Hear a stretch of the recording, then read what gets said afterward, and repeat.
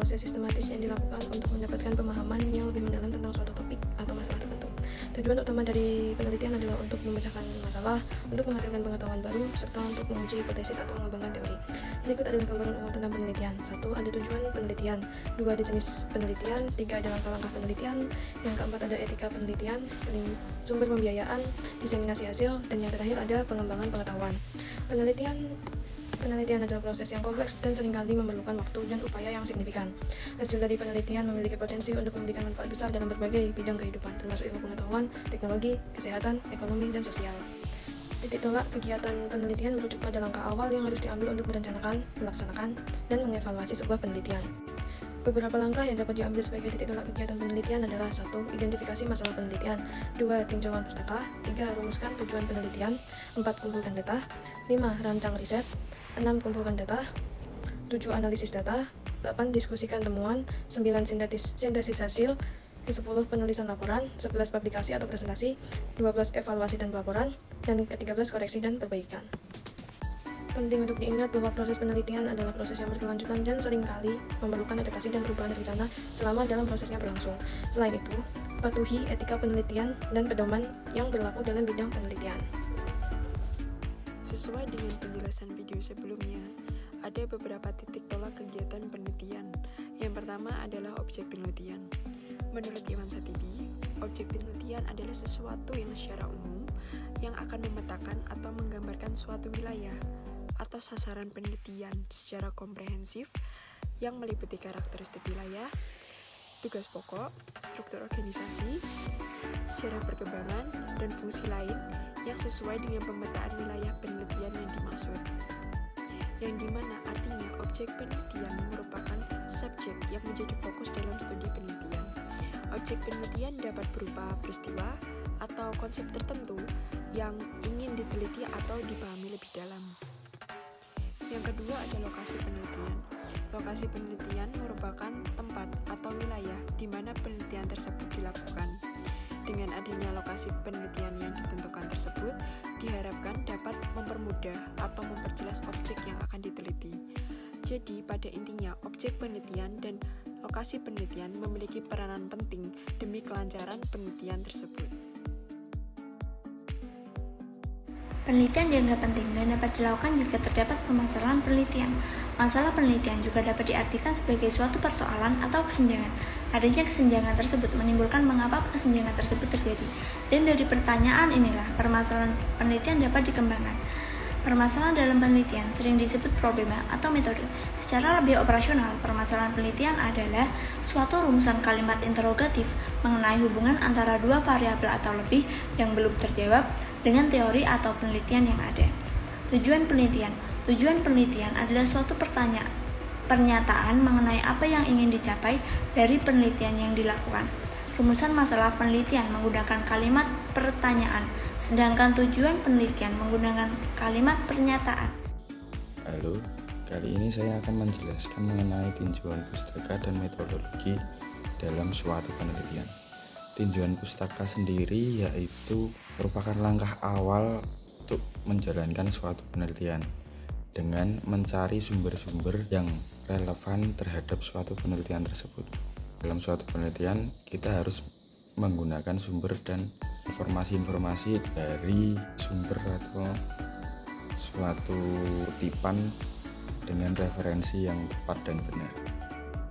Itu merupakan suatu langkah pada tinjauan pustaka. Dan untuk metodologi penelitian sendiri itu merupakan kerangka kerja untuk melakukan suatu penelitian yang akan dilakukan. Dalam inti harus mencakup hal-hal konkret yang ambil untuk mengumpulkan dan menganalisis bagian-bagian dari penelitian tersebut. 4 kata kunci dalam metode penelitian. Yang pertama yaitu ada cara ilmiah, kedua tujuan, ketiga data, dan yang keempat kegunaan. Nah, kali ini saya akan menjelaskan yang pertama yaitu cara ilmiah. Cara ilmiah adalah metodologi penelitian dengan pendekatan yang sistematis dan terstruktur untuk mengumpulkan, menganalisis, dan menginterpretasikan data dengan tujuan untuk memahami, menjelaskan, atau menjawab pertanyaan penelitian yang diajukan. Berikut ini cara metode penelitian secara ilmiah, yaitu ada 3. Pertama rasional, 2 empiris, dan yang ketiga sistematis.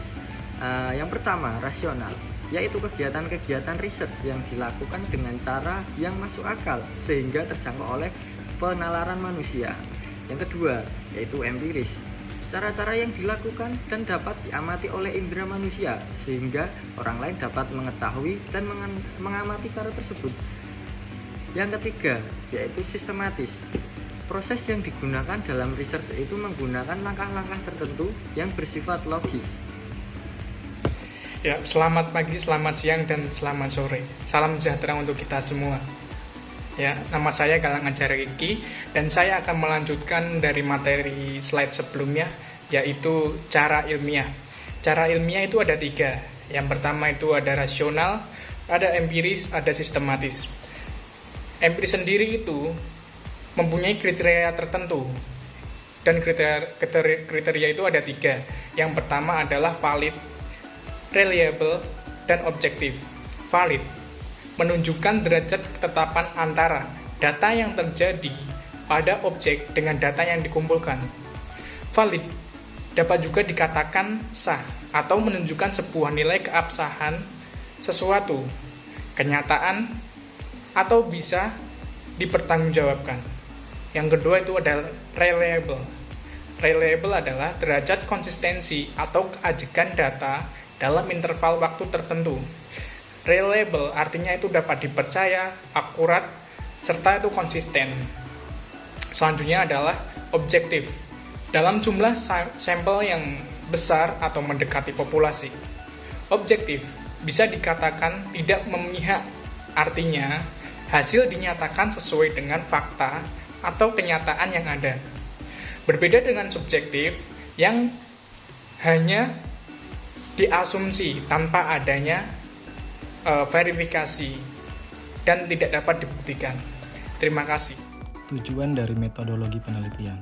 Yang pertama adalah penemuan, di mana data yang diperoleh dari penelitian adalah data yang betul-betul baru yang sebelumnya belum pernah diketahui. Seperti contohnya teknologi AI yang sedang baru-baru ini berkembang. Untuk yang kedua adalah pembuktian. Sebuah pembuktian muncul karena adanya keraguan-raguan terhadap suatu informasi atau pengetahuan. Sebagai contoh, saat kita masih mengalami masa pandemi, muncul keraguan atas validnya hasil tes antibodi, sehingga muncul tes PCR dengan keakuratan yang lebih tinggi lagi. Lalu adanya pengembangan, dengan tujuan memperluas dan memperdalam pengetahuan yang sudah ada sebelumnya. Sebagai misal, pengembangan sistem irigasi yang sudah banyak diterapkan, sehingga dapat dikembangkan lagi supaya lebih efektif.